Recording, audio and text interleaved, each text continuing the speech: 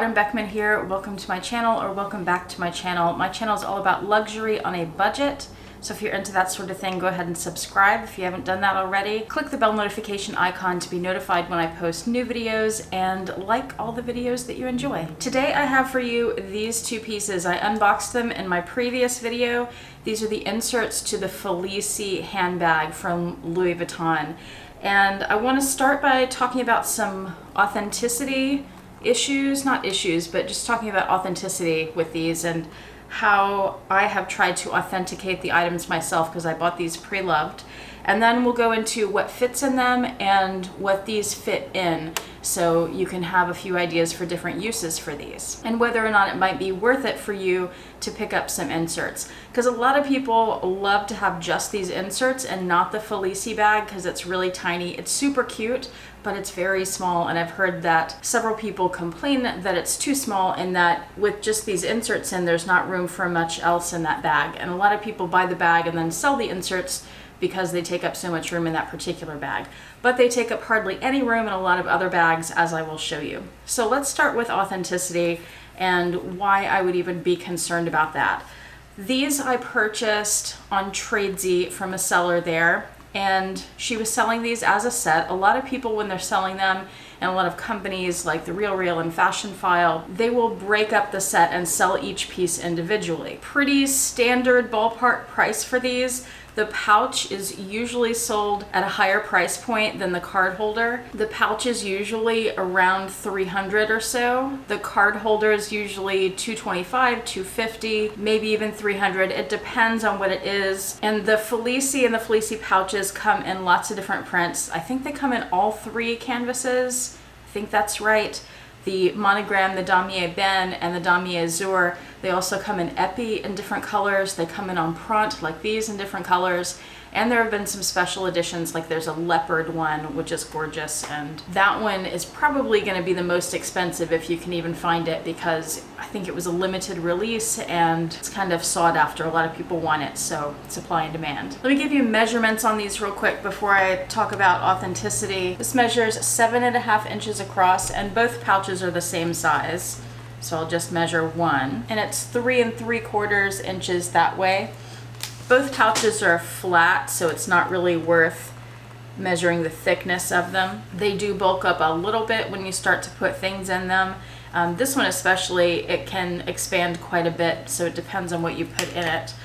But this with cards in it just expands a little bit. And let me just give you an overview if you didn't see the last video. This opens up where you have the bill slot. It has 8 card slots, and then this is a zipper with just one big opening inside. So like I said, I bought these from a seller on Tradesy, and the price was about $400 for the set. So that comes out to $200 each, which is below, quite a bit below what I usually see these sold at, especially for the empreinte, and noir is one of the most popular colors, the black. So I thought that was a really great deal. And there was something about this seller that made me a little suspicious, and it was that she had 2 sets of these available on her Tradesy store, and they both used exactly the same photographs. And I messaged her and asked her about that. Actually, I didn't ask her. I said, hey, I just want to let you know that you have that listing up twice. It has the same photographs in both listings and all that. And she said, oh no, I know it's there. I have multiple sets of these. Now, I mentioned that in the last video, and someone, I think it was Lily LV, asked why she would have multiple sets. My guess for that is because she didn't seem to be just an individual that sells things out of her own closet. She seemed to do this as a business. So a lot of people that buy and sell Louis Vuitton and other luxe items will have an inventory, and she's a seller that seems to have an inventory. I don't know how she would get her hands on these. People who do that as a business have connections, they have ways of doing that. So it isn't unusual for people to have more than one set, in my opinion, if you're running it as a business.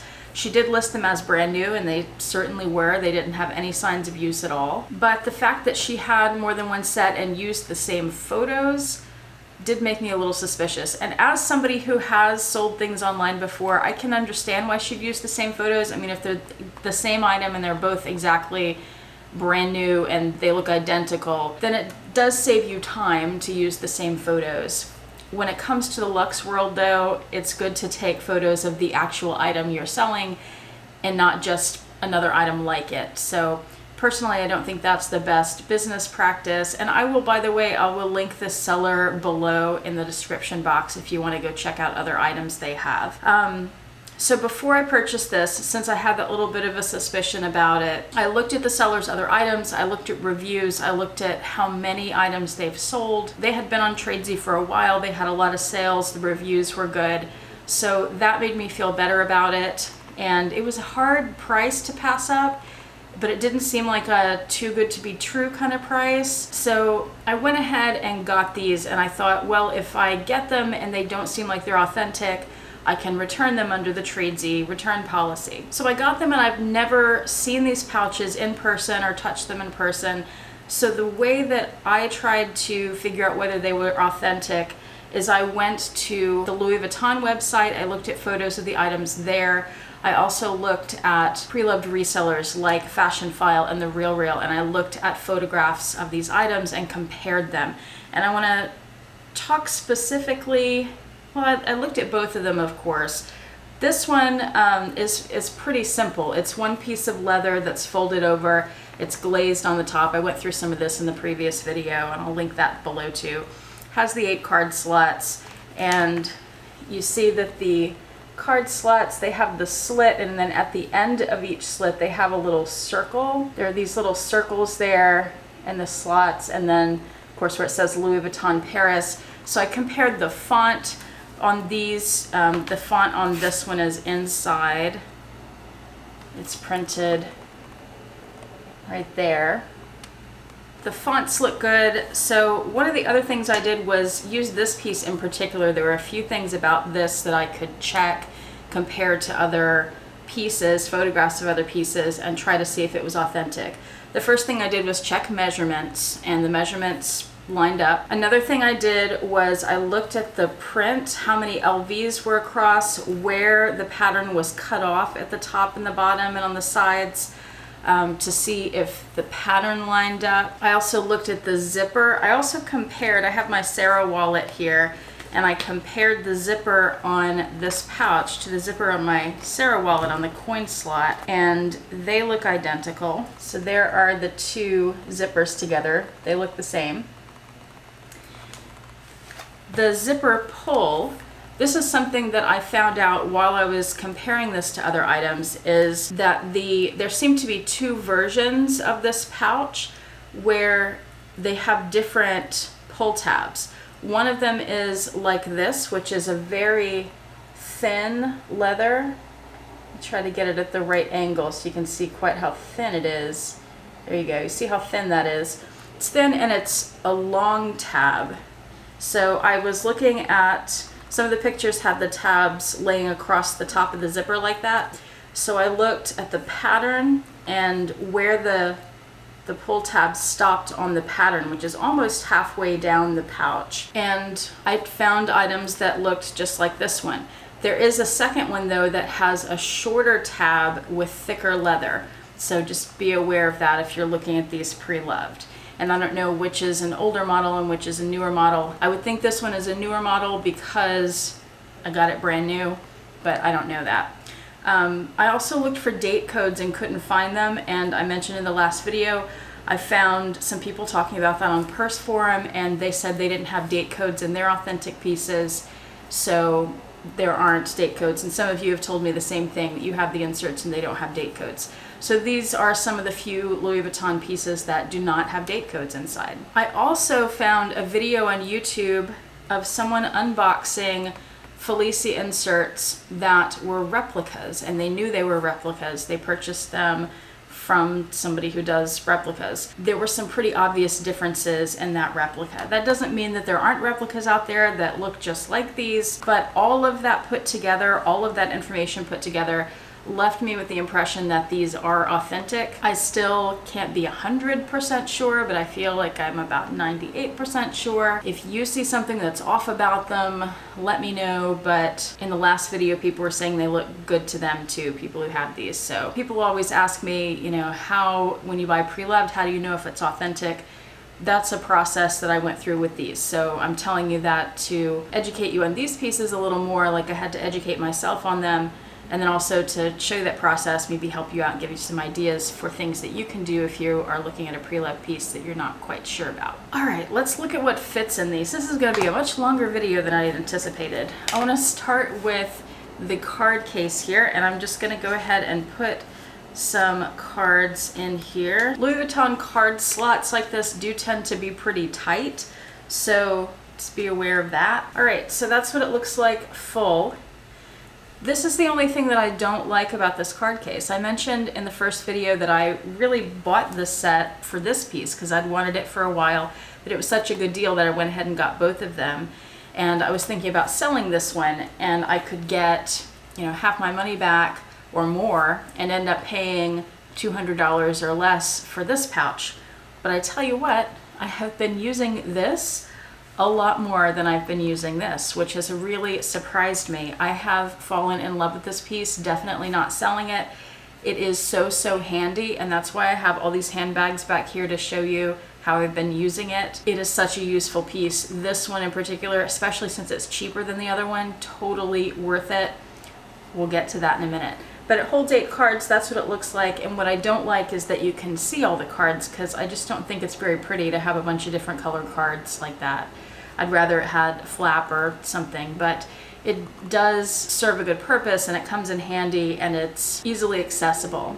And then the bill compartment at the top, let me pull out a bill. So US money here, just slip that inside. Now some pieces, when you have card slots and like openings like this, like a smaller card case in particular, when you have the card slots full, it becomes very difficult to get to the slip pocket. And on this one it's not at all, partly because there are no cards on the back, so it's very easy to just pull that open and get things in and out. And it's a pretty deep pocket. I'm not sure why they made it quite that deep, because it could be almost half an inch shorter and it would still hold the bills just fine and the cards just fine. But you can see there's one bill and it's pretty deep in there. And I wanted to show you too the size of the bill compared to the piece. So it's and it goes down that far, you have all that room there. So you can fit fat receipts in there too. You could stick some other cards in there, as long as you're not going to turn it upside down where they'd fall out. But I have found this to be so handy. You could slip your grocery list in there. It's just very handy. The one thing I have noticed about this is, let me see, when you have the cards in, and I've been using this, I'm starting to see that it bows. You see, like it goes that way. I don't want to bend it and hurt it, but do you see what I mean? How it's not quite straight, it's kind of bowing there. And it doesn't bother me, it's just something I wanted to point out to you so you're aware of it. So that's the use for that piece. Now this piece, it's made for coins, but you could put whatever you want in it, of course. I haven't tried putting money in, and I saw somebody in, oh, I wanted to tell you about this too. The big Louis Vuitton Ritzy group, it gets taken down all the time for different reasons, but it always comes back, and currently when I'm filming this, it's down. It might be back up by the time you see this. But foxylv here on YouTube, I'll link her below too. She started with a few other people a new Facebook Louis Vuitton group. It's called LV Fan Addicts, and I will link that below also. I think because she's running it and she is so knowledgeable of Louis Vuitton, that's going to be a fantastic group. But I saw somebody ask this question the other day, and I commented, watch my video on Tuesday, I'm going to be talking about this. So here's your answer to that person. I think it will be helpful to other people. They wanted to know if a bill would fit inside this piece. So I wanted to show you that it absolutely would. Let me get it all lined up. So that's the size of the bill compared to the zipped pouch. And I also wanted to show the width of the bill compared to the zipper there. It looks like it's just wide enough to fit, but you probably have to fold the bills a little bit or tilt them sideways a little to get them in there. But they go in very easily, comfortably, and you could still fit other things. Now the reason that I bought this pouch I mentioned in the last video is because I wanted a thin, like not too bulky pencil case, and I carry my pochette accessoire as inside handbags as a catch-all. So I have my pen that I use in my purse, I have this little stylus. I don't like typing too much on the phone, this makes it a little bit easier. And I have my Tide to Go stick that I never go anywhere without because I always spill food on myself. Are you guys like that too? And these are always at the bottom of the pochette, so I wanted a separate pouch to put them in so they're a little easier to access and I don't have to move everything on top of them. I thought this could be a good solution. So since it's flat and I really don't want to stretch it out that much, I thought, well, the Tide stick is the fattest, so that needs to go in the middle. And I put my stylus at the bottom because that's what I use the least. So stylus is in there, Tide pen, and then that pen on top. Zip it up, and it does add some bulk, as you can see. And I have noticed in the days that I've been carrying this, it did stretch out the leather a little bit, but it doesn't bother me because I knew that was going to happen. I knew putting bulky things in there that that would happen. I am finding that I don't really like it as a pencil case. Maybe if I had more pencils and pens that I carried around with me, it would be better. But I mean, look at the size. It's just still too bulky or too big for what it is. Look at the size of the pens compared to the pouch. I just don't need something that big. So I'm still looking for the perfect pencil case. Now I don't know what to use this for, which is so funny because this is the reason I bought the set and I ended up loving this one more. I'll figure something out because it's so beautiful. I have to use it for something, right? Let me also show you, just so you have an idea here, my full-size Sarah wallet and this are the same size. So there's that. Here's the height.